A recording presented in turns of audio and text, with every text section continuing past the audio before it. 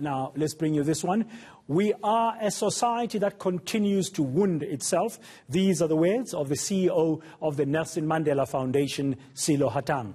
In an opinion piece for News 24, he furtherized that we cannot move forward until we deal with the pain of our country's past. Well, to tell us more about what inspired him writing this article is Mr. Hatang himself, joining us now on the Midday View. Ntate Hatang, good afternoon. Welcome to the Midday View. I read your opinion piece that was published in the City Press just the other Sunday, and one of the points you keep on making here is how troubled you are and why we should also be troubled, because we continue to be a profoundly wounded society. What brought this article about?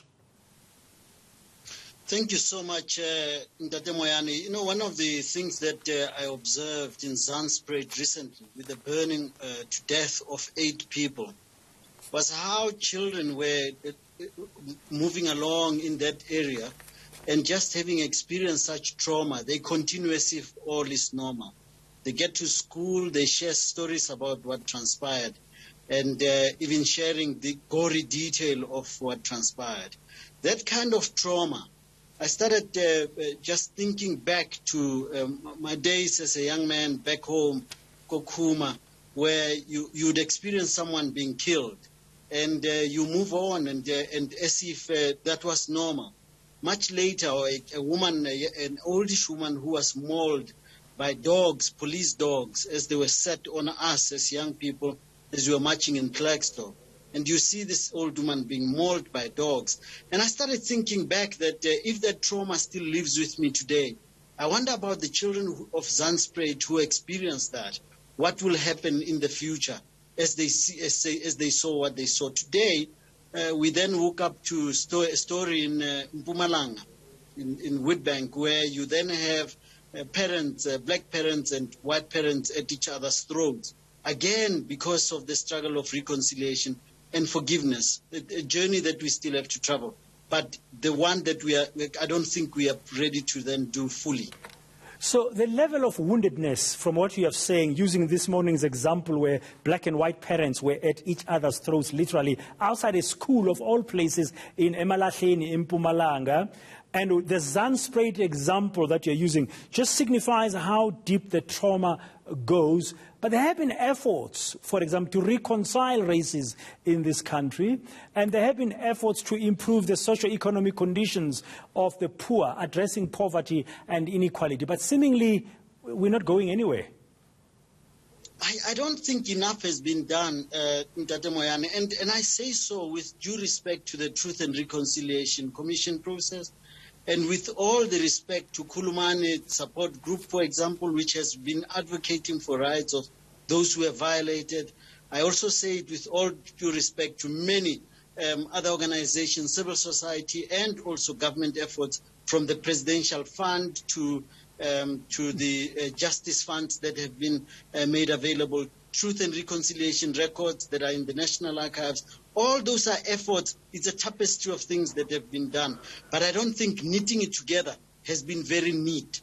And I think we need to now be putting more effort into, for example, how do we deal with issues of redistribution of wealth, the issue of land. All these are part of things that should have been done, the unfinished business. Unfinished business, as it went. But I mean, how do we move on? How do we heal, therefore? Some efforts have been made. You've got laws that have brought about possible, like black economic empowerment to address the past. You've got land reform, which is slow. And then you've got the amendment of the Constitution of Section 25. That's still pending. There's a whole issue of forgiveness, as you said. So very briefly, with the little limited time we have now, what are these things that now we should focus on to be able to begin to heal the deep wounds that currently are also being inflamed by the scenes that you've described, like Zandspruit, in terms of trauma, and black and white parents fighting each other this morning outside a school in Emalahleni? I would say we need to intensify all these efforts in terms of recognizing that, one, reconciliation is very pragmatic. We have a country to build. We have children that have to grow. We therefore have to do something to make sure that they work well. Forgiveness, on the other hand, is a long process.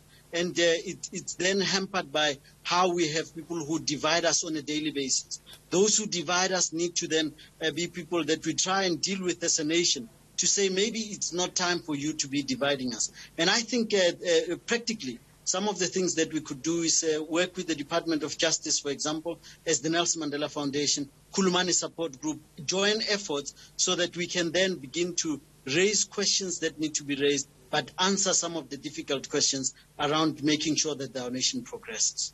Thank you very much. Sello Hatang is, of course, the Chief Executive Officer of the Nelson Mandela Foundation, sharing some of his views recently publicly, how he continues to be troubled by the lack of reconciliation and challenges in this country, but mostly the deep trauma with the wounds of violence continue to fester on our land.